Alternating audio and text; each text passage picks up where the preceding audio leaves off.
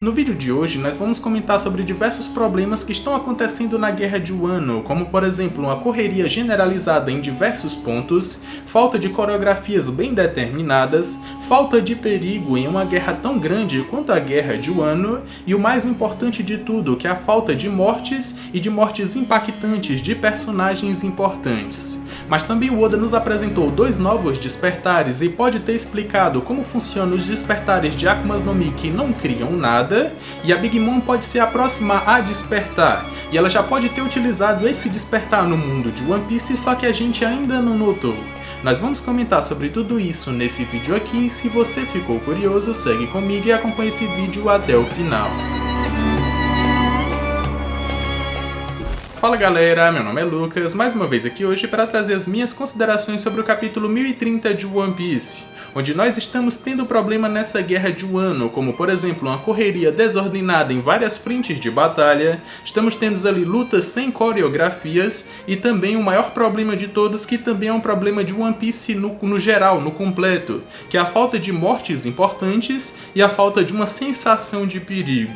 Mas além disso, nós também vamos comentar sobre os despertares apresentados e as novas regras que o Oda apresentou, sobre despertares de Akumas no Mi que não criam nada. Nós vamos comentar sobre tudo isso nesse vídeo aqui, mas antes já vai deixando aquele likezão. Se ainda não for inscrito e for novo aqui, já se inscreve e vem fazer parte dessa tripulação também. Agora, sem mais enrolação, bora pro vídeo.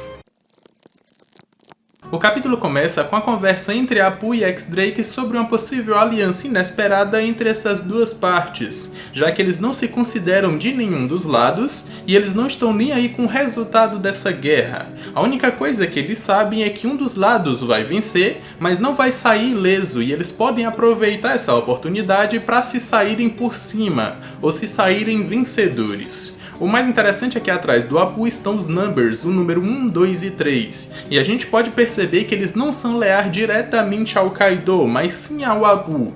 Eles estão ouvindo toda essa conversa aí sobre o Apu tentar trair o bando do Kaido ou querer trair o bando, e eles não estão nem aí. Então a gente pode perceber que a lealdade está com o Apu e não com o Kaido. E aí a gente tem aqui uma possível traição dele, caso o bando do Kaido venha a cair. A gente sabe que vai cair. Eu não posso dizer que eu não estou gostando dessa face do Apu, se mostrando um verdadeiro piratão no mundo de One Piece. Se precisar mentir, ele vai mentir, se precisar roubar, ele vai roubar, e se precisar matar, ele vai matar. Além de que, se precisar trair, ele também vai trair, tudo em benefício dele próprio. No mundo de One Piece, a gente tem ali uma deficiência de piratões de verdade, que são as pessoas que fazem exatamente o que eu falei que o Apu é capaz de fazer. A gente tem poucos personagens assim, como ele próprio, o Tite, o Doflamingo, e são poucos, a maioria não é assim. Então eu gosto muito dessa face do Apu, em querer trair o bando do Kaido se eles perderem. E o próprio Kaido já falou que os piratas traem, se eles perceberem que o seu lado vai perder, eles vão trair. E é exatamente assim que o Apu tá pensando, e se der ali a oportunidade, ele vai trair para tentar se sobressair, para tentar sair por cima. Uma coisa interessante de se perceber aqui, que eu não percebi, eu vi as pessoas comentando, foi que esses três Numbers que estão atrás dele se parecem muito com aqueles dois samurais que estavam ao lado do suposto pai do Zoro. Eles têm ali uma aparência muito parecida, eu vou colocar aí na tela para vocês verem, e muita gente teoriza que o Kaido mandou eles para Punk Hazard para eles serem modificados e voltarem como soldados leais a eles, já que no passado eles eram samurais extremamente fortes. Eu não sei se isso é realmente verdade, mas se parecem um pouco sim, e o Oda poderia trabalhar em cima disso, e eles seriam ali os primeiros a participar desses experimentos de gigantificação. Agora, no caminho do segundo para o primeiro andar, alguns dos Mugiwaras acabam encontrando a parte inferior do Kinemon, correndo ali em todo o andar procurando seus aliados. Ele tá falando em forma de peido, e isso tá assustando todo mundo, ele tá parecendo mais um yokai do folclore japonês. E é aqui que se iniciam os problemas dessa guerra, onde todo mundo tá reclamando de uma correria imensa que nunca acaba, de falta de coreografia nas batalhas e também de falta de perigo ou falta de mortes impactantes. Eu vou comentar sobre esses 3 pontos e vou dizer o que eu acho. Inicialmente, nós temos uma guerra generalizada, então o Oda tem que mostrar várias frentes de batalha, por isso a gente tem essa sensação de correria, essa sensação de que as coisas estão acontecendo rapidamente e a gente não pode nem desfrutar. Então, se ele tem que mostrar várias frentes de batalha, tem que ser uma correria mesmo, a gente não pode esperar que ele ignore todo o resto para mostrar ali só um núcleo específico até que aquele núcleo se encerre. Ele não vai fazer isso. Um segundo ponto é sobre a falta de coreografia nas batalhas. Mais uma vez, essa é uma guerra generalizada com várias frentes de batalha. O Oda não pode especificar detalhadamente uma batalha aqui, outra batalha ali, uma batalha acolá. Ele especificou ou fez uma coreografia mais relacionada a cada estilo de batalha, isso para os Mugiwaras, especificamente para eles. Mas ele não pode fazer uma batalha bem coreografada para, sei lá, o Vovô Ryou. Ele não pode fazer isso, sei lá, para um Kinemon. Ele não pode fazer isso para personagens secundários. Os Mugiwaras já bastam e ele tá fazendo isso. E principalmente na batalha do Luffy, do Sanji e do Zoro. Eu posso perceber que quando é a batalha desses 3, é uma batalha bem coreografada e bem concisa, bem direta, levando em conta ali o estilo de batalha de cada personagem. Um último ponto que está todo mundo reclamando é a falta de perigo e a falta de mortes impactantes. E isso relacionado ao Kinemon ter sido partido ao meio pelo Kaido e não ter morrido, e o Kanjuro também ter sido finalizado pelo Kinemon e também não ter morrido. Muita gente está reclamando de falta de mortes, de falta de perigo. E o que eu posso dizer em relação a isso é que muita gente já sabe que esse é um problema do mundo de One Piece no geral. O Oda não mata personagens, até personagens secundários são difíceis de se morrer. E quando eles morrem, vai ser uma morte impactante. Então se o Oda começasse a matar personagens secundários, como o Kanjuro, o Kinemon, sei lá, outros bainhas vermelhas, e não desse uma morte impactante para cada um deles, ele estaria meio que diminuindo o impacto de mortes que acontecem no mundo de One Piece. Um exemplo que a gente tem aqui foi o Pedro, que é um personagem secundário, e mesmo assim a sua teórica morte foi muito impactante. Os Mugiwaras sentiram muito isso e tiveram que continuar o arco ali, o final do arco completo de Wano, sem o Pedro e tendo que segurar toda aquela dor de ter perdido um amigo. E o que eu posso dizer é que quando o Oda começar a matar personagens, a gente vai sentir um impacto, então a gente tem que esperar. A gente não pode querer que a cada 2 capítulos o Oda mate um personagem, ele não vai fazer isso. Mas quando ele começar a fazer, aí as mortes vão ser impactantes. Uma coisa que eu também posso dizer em relação à sensação de perigo é que o Oda já falou que a guerra de Wano vai superar a guerra de Marineford e vai fazer aquela guerra parecer brincadeira de criança. E o que eu posso dizer em relação a isso é que o início da guerra ainda não começou com a aliança lutando contra o Kaido. E eu acredito que até depois que o Kaido cair, ou vai ser quando o Kaido cair, aí é que uma guerra generalizada vai se iniciar. E a gente tem vários pontos que podem comprovar isso. Inicialmente nós temos a CP0 em volta do país de Wano só esperando o Kaido ser derrubado para que eles possam invadir. A gente agora está tendo uma aliança, uma possível aliança entre X-Drake e Apu, para que depois que um dos lados for derrotado, eles vão atrás do outro vencedor para eles se sobressaírem em relação a isso. O Apu é um pirata e o X-Drake faz parte da marinha, e como capitão da SWORD ele vai comunicar depois que um dos lados forem derrotados. E aí a gente pode ter tanto a CP0 quanto a marinha, sem contar que o Fujitora não pode chegar em nenhuma base da marinha se ele não levar o Luffy e o Law, e ele pode estar chegando no país de Wano também. Já fiz uma teoria de que o Sabo, juntamente com a Vivi, estão chegando no país de Wano, e a gente pode adicionar o exército revolucionário chegando também. E se você ainda não assistiu esse vídeo, vai estar aparecendo no card aqui em cima. Então, com todas essas forças meio que nos contando ou nos dizendo que a guerra vai começar depois que o Kaido for derrotado, então a sensação de perigo de uma guerra realmente generalizada, muito superior à de Marineford, ainda está por vir e a gente tem que esperar por isso. Uma coisa que eu realmente me surpreendi nesse capítulo foi o Kanjuro não ter morrido.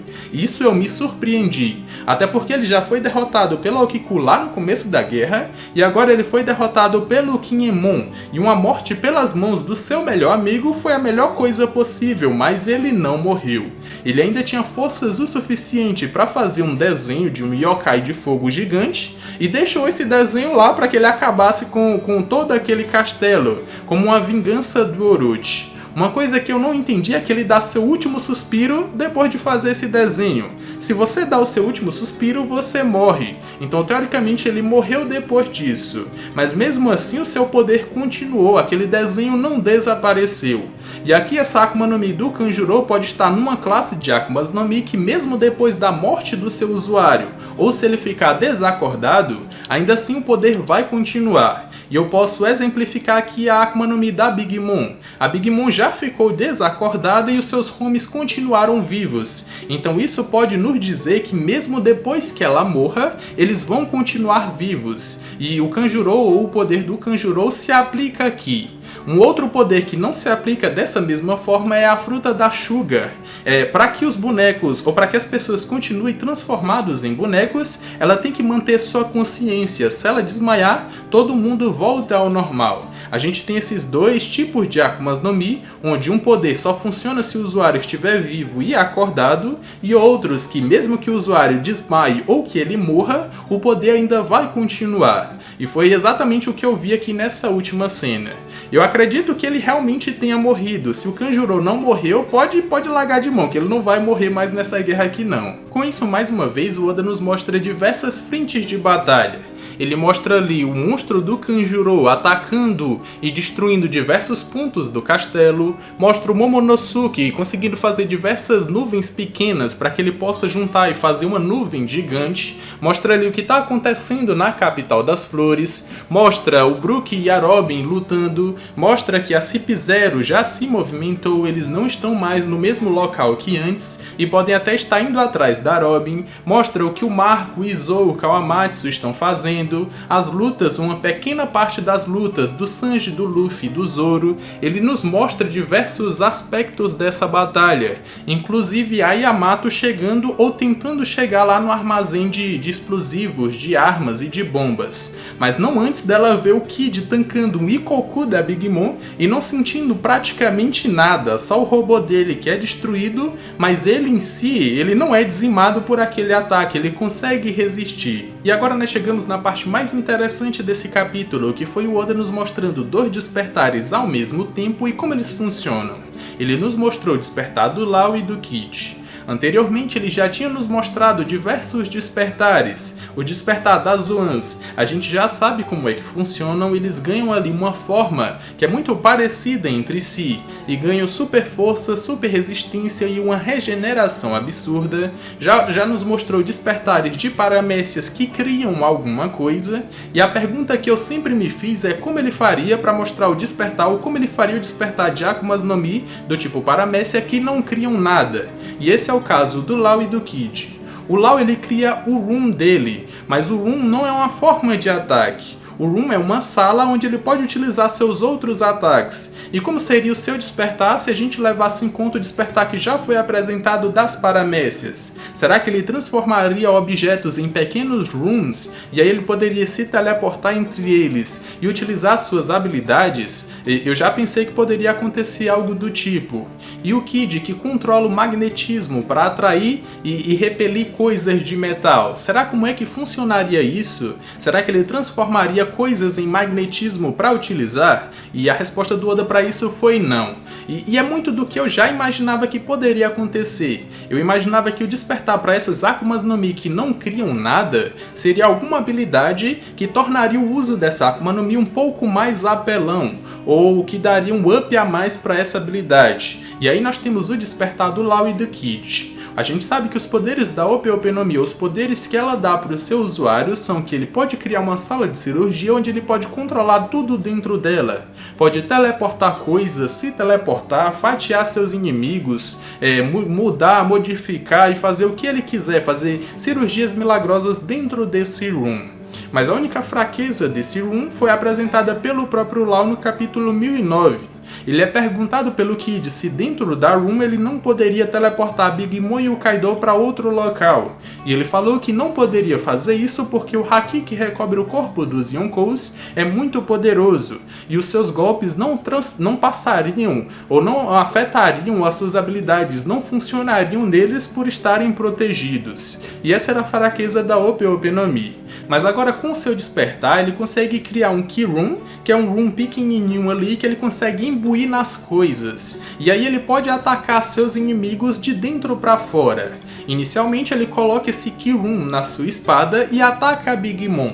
Só que nesse ataque ela não sente nada, é como se a sua espada ignorasse tudo aquilo que ela toca depois que o Ki Room tá nela. E aí ele afunda a espada na Big Mom, ela não sente absolutamente nada, e se a fraqueza da sua Akuma no Mi era não conseguir atingir a Yonkou externamente, atingi-la internamente pode ser efetivo, e é exatamente isso que ele faz. Ele acerta a espada na Big Mom e ataca ela de dentro para fora, com a parte da espada que está ali dentro do seu corpo. Ele lança um choque muito poderoso que a Big Mom sente, ela se queima por dentro e também começa a cuspir sangue, então esse ataque aí foi efetivo. A gente sabe que nada no mundo de One Piece consegue ser efetivo contra a Big Mom exteriormente. Só quando ela tá ali com as suas emoções lá em cima, que ela não consegue controlar o seu haki, só aí ela consegue ser atingida. Como por exemplo quando a foto da Mãe Carmel foi quebrada. Mas agora atacando ela de dentro pra fora, esse ataque foi muito efetivo e essa Akuma no Mi desperta se tornou muito poderosa frente à Big Mom. Agora falando sobre o despertar do Kid, eu achei bem interessante o fato dele poder dar magnetismo para as pessoas, transformando elas em um imã que tanto pode atrair as coisas de metal com uma atração absurda, muito maior do que a que ele já utilizou, porque vigas que estavam ali em estrutura saíram para atacar a Big Mom depois que ela teve ali magnetismo, que ele colocou o magnetismo dela, e ele pode até fazer com que ela possa repelir as coisas, para que nada de metal chegue perto dela.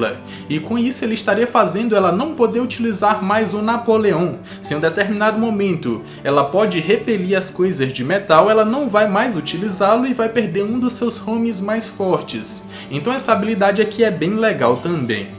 Só que uma coisa que eu não gostei nesses dois despertares não foi o fato de como eles funcionam, mas o fato de como eles funcionam na situação atual. Eu achei muito convencional essas habilidades funcionarem dessa forma, porque a gente sabe que a fraqueza da Akuma no Mi do Law, como eu já falei, é não conseguir ser efetivo diretamente contra pessoas que têm um haki muito poderoso. E aí a gente pode imaginar que se ele não pode atingi-la externamente, pode atingi-la internamente. E aí o despertar dele convencionalmente dá uma habilidade que ele pode atacar a Big Mom de dentro para fora. Isso foi bem convencional. Com o Kid foi da mesma forma. A gente sabe que a Big Mom é um balão de ferro que tem ali as suas habilidades muito poderosas e que para que ela não utilize essas habilidades ela tem que ser imobilizada de alguma forma, ou eles têm que restringir seu movimento. Aí o Kid vai lá e tem uma habilidade convencional que faz com que a Big Mom atraia diversos tipos de metais e que imobilize ela de alguma forma, porque ali tem metal em cima dela. Ela não vai conseguir se mexer de uma maneira muito fácil, ou ela vai ter que penar bastante para sair debaixo de todo aquele metal. Eu só não gostei desses dois despertares na situação atual, que é muito convencional para lutar contra a Big Mom em específico.